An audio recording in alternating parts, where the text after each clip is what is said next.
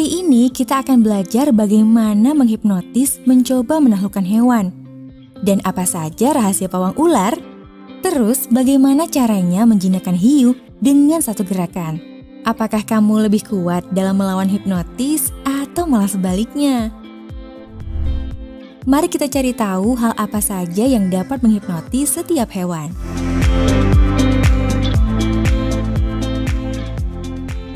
Jika kamu tidak keberatan, mari kita kembali ke tahun 1646 untuk mengunjungi Athanasius Kircher. Kamu pernah nggak nemuin hewan yang lagi pura-pura mati? Mungkin pernah ya? Kalau belum pernah, aku mau coba kasih tahu nih istilah ilmiahnya. Bentuk penipuan hewan ini adalah perilaku adaptif yang juga dikenal sebagai imobilitas tonik atau thanatosis. Para ilmuwan Jerman melakukan percobaan dengan ayam. Mereka meletakkan ayam dan menggambar garis lurus di depan ayam yang terbaring dan membuatnya nggak bergerak sama sekali. Apakah ayam takut akan garis? Kenapa cara ini lebih efektif daripada sekedar menggerakkan jari? Para ilmuwan masih mencari jawabannya. Aku pun bertanya-tanya, apa yang sedang dipikirkan ayam ya pada saat itu? Namun dalam laporan Athanasius, imobilitas tonik adalah perilaku di mana beberapa hewan menjadi lumpuh sementara dan tidak responsif terhadap rangsangan eksternal. Dalam kebanyakan kasus, hal ini terjadi sebagai respon terhadap ancaman ekstrim seperti ditangkap oleh predator. Oke, kamu mungkin pernah melihat orang yang terlatih khusus menghipnotis berbagai hewan dengan menjepitnya ke tanah. Terlepas dari penampilannya, hewan ini tetap sadar selama imobilitas tonik, termasuk sesekali melakukan gerakan responsif. Jadi mereka nggak benar-benar terhipnotis. Now you will subconsciously accept what I'm saying because you know it. Hal ini sering dimanfaatkan sebagai peluang untuk melarikan diri. Ngeri juga ya, kalau yang dihipnotis itu buaya. Jadi, jika misalnya kamu menangkap katak, peganglah katak dengan menggunakan satu tangan. Dan buatlah katak tersebut dalam posisi terlentang. Lalu usaplah tubuh katak mulai dari dagu sampai bagian bawah perut. Dan itu akan membuatnya tenang. Coba lihat video yang diambil pada tahun 1954. Ia dapat melumpuhkan hewan dengan satu kekuatan pikiran. Dan dia dianggap sebagai seorang penghipnotis yang mempunyai kekuatan pikiran. Maaf, tapi saat ini trik seperti itu nggak akan berhasil. Sekarang orang-orang sudah sadar semua bisa melakukannya. Dengan menggosok dada kelinci di antara kedua kaki depan dengan satu tangan, maka hewan ini akan terdiam. Jujur nih, aku sampai saat ini belum menguasai tuh yang namanya ilmu hipnotis. Tapi berhubung ada yang request supaya aku ngebahas ini, ya sebagai magician KW 1 juta, aku pantang mundur dong. Iya, menghipnotis manusia emang gak ahli. Tapi menghipnotis binatang kayak merpati atau kelinci, aku tahu caranya. Coba perhatikan, pegang leher burung dengan lembut.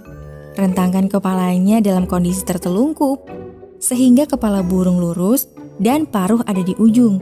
Jaga jangan sampai matanya tertutup. Lakukan dengan hati-hati dan tenang, jangan menyakitinya.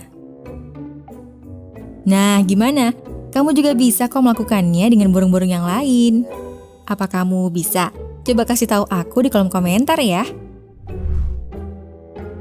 Mungkin salah satu cara ini paling aneh untuk mendapatkan perhatian dari burung emu. Iya, burung ini ukurannya cukup besar, mirip dengan burung unta dan mereka tinggal di Australia.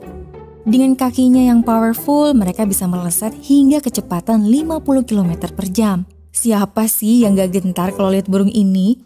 Dengan kekuatan cakarnya, tendangan burung emu mampu mengeluarkan isi perut hewan. Ngeri juga ya. Tapi kamu gak usah khawatir. Sebenarnya burung ini takut dengan manusia kok. Coba lihat apa yang dilakukan pria ini.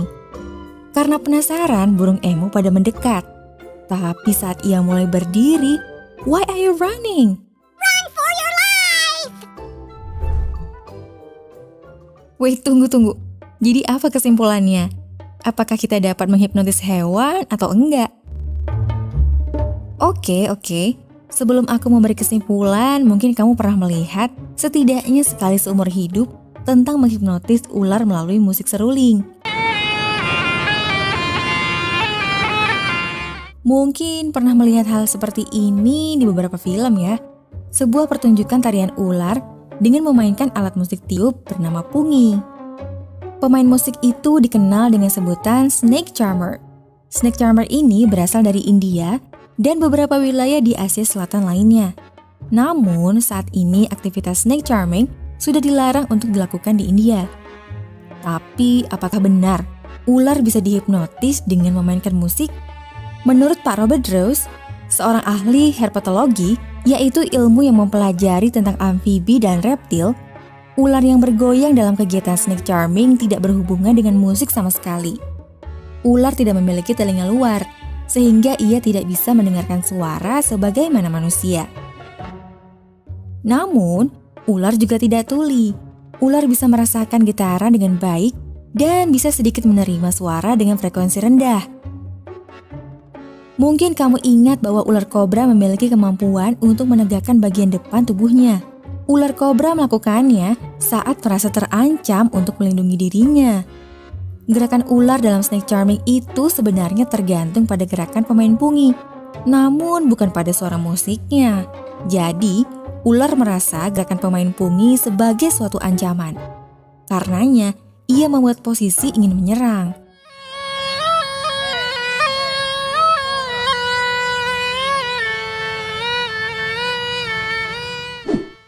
Pak Robert Droz membandingkan kemampuan pendengaran ular dengan katak yang memiliki pendengaran yang baik. Hal ini karena katak membutuhkan pendengaran yang baik untuk menemukan pasangannya. Katak jantan akan mengeluarkan suara tertentu yang bisa didengarkan oleh katak betina. Panggilan dari katak jantan itu berbeda-beda setiap spesiesnya. Dan bahkan ada katak betina yang hanya bisa mendengarkan suara dari katak jantan dari spesies yang sama. Menurut musisi dan ahli ilmu musik dan lingkungan Bernie Corsi, hewan mungkin merespon suara musik. Namun kita tidak tahu apa yang dipikirkan oleh hewan itu. Misalnya burung merespon musik dengan mengangguk-anggukkan kepalanya. Kemudian ada juga bonobo yang bisa memainkan alat musik. Tapi manusia belum mengetahui sebenarnya apa yang dipikirkan hewan saat mendengarkan musik itu. Oke, mari kita menyelam ke dalam air. Tidak hanya manusia, ikan yang terkenal ganas ini pun bisa dihipnotis. Seorang penyelam yang dikenal bernama Tom berhasil menghipnotis ekor hiu hanya dengan menggosok-gosokkan bagian hidungnya. Tom mengusap dengan lembut hewan predator ini hingga terhipnotis selama 15 menit lamanya. Kenapa hiu ini benar-benar menjadi jinak di tangan Tom? Pada kenyataannya, hiu enggak akan menyerang manusia, apalagi jika manusia tidak membuatnya merasa terganggu. Namun bagaimanapun, hiu tetaplah seekor hiu, hewan liar yang tetap perlu diwaspadai. Sekarang bagaimana kalau kita menghipnotis seekor katak? Enggak semudah yang kamu lihat di video-video yang tersebar di internet. What do you think I'm doing? Ternyata untuk menghipnotis ekor katak tidaklah mudah. Untuk membuat katak diam ternyata ada caranya. Buatlah katak tersebut dalam posisi terlentang. Lalu usaplah tubuh katak mulai dari dagu sampai bagian bawah perut. Seketika katak ini pun akan terdiam. Kamu tahu berapa banyak hal-hal yang menakjubkan yang ada di dalam planet ini? Seperti biasa, jika kamu mau aku membahasnya, silahkan tulis di kolom komentar ya. Sampai jumpa lagi di video selanjutnya. Oke, terima kasih. Bye-bye. You always pick me up.